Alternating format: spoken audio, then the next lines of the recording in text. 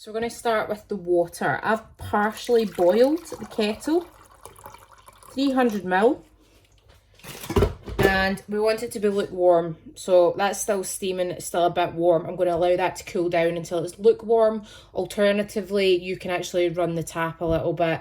Totally up to you. I find this way just because I do like a little bit of heat. So, bit too hot there. Steam coming off it, as you can see. I'm going to leave that to cool down first until it's lukewarm. So I'm going to blend up my dough in a mixer, freestand mixer. So I'm going to add everything in. So I've weighed out my flour, strong bread flour, into there. We're then going to add in your oil.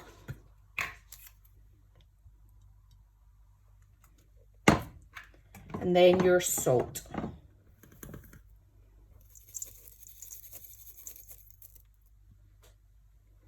When it's lukewarm, I'm going to want you to add your 2 teaspoons of sugar and 2 teaspoons of yeast. The reason why we wait until it's lukewarm is if it is too hot, you will kill your yeast. Give it a wee stir, and we're going to leave it to sit for about 5 minutes until it gets like nice and foamy on the top. I'll show you when we come back. After 5 minutes, you'll see that it's went all foamy. See the bubbles? That's it activated. So warm enough that it's activated the yeast, it eats the sugar, but not too warm that it kills it, because I have made that mistake before. So we're going to get this and the flour that you've mixed up, pour it all in, and then get your dough hook and start mixing it together on your stand mixer. You can use your hands if necessary, so obviously just knead by hand for 5 minutes. I'm going to use my dough hook for 5 minutes. This is your dough hook. Add in your dough hook, drop it down, and put it on a medium mix for about 5 minutes.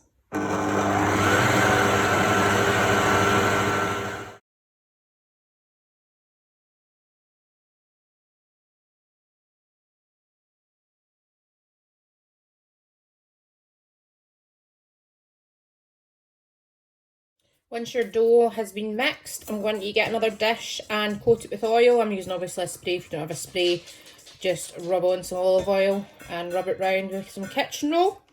So then we're going to get the dough out the stand mixer and add it to this dish to rise. There's our dough. So add it in there, get some cling film, cover it off, and then we're going to put it in a warm place to rise. I put it in either beside my boiler, or if you've got your fire on or anything, just put it close to, not too close, but close to. We want it to be in a nice warm environment. We're going to want to see that double in size. The reason we cover it with cling film as well is it can develop a skin on the top if you leave it open to air. So this took about 2.5 hours to rise tonight. Sometimes only takes about 90 minutes. Reason being, it's a lot colder just now. So you can see, as soon as I start working it, it drops again. Drops, falls, I'm not really sure what you're meant to say. So anyway, get yourself some flour, spread it out, and then we're going to work on kneading this for a few minutes. So just get it out, and there we go, like that. Just fold over and down.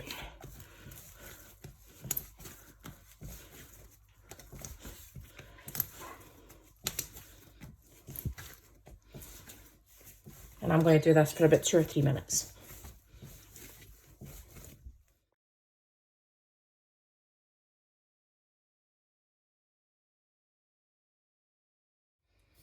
That's me kneaded it. Back into a bowl. I have re-oiled my dish.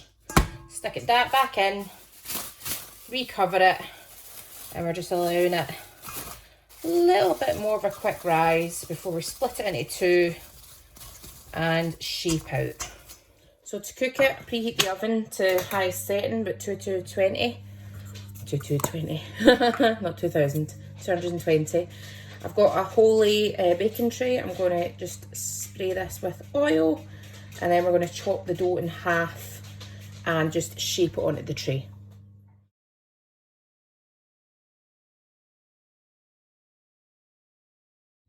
Now, once you've spread it out once like this, I flip it because I put oil on that side.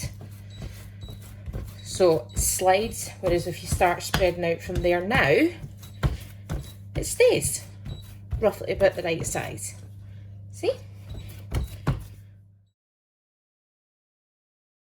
Next stage for me, semolina, just it gives it a nice kind of crust. So I just sprinkle some of that all the way around the outside. Like that.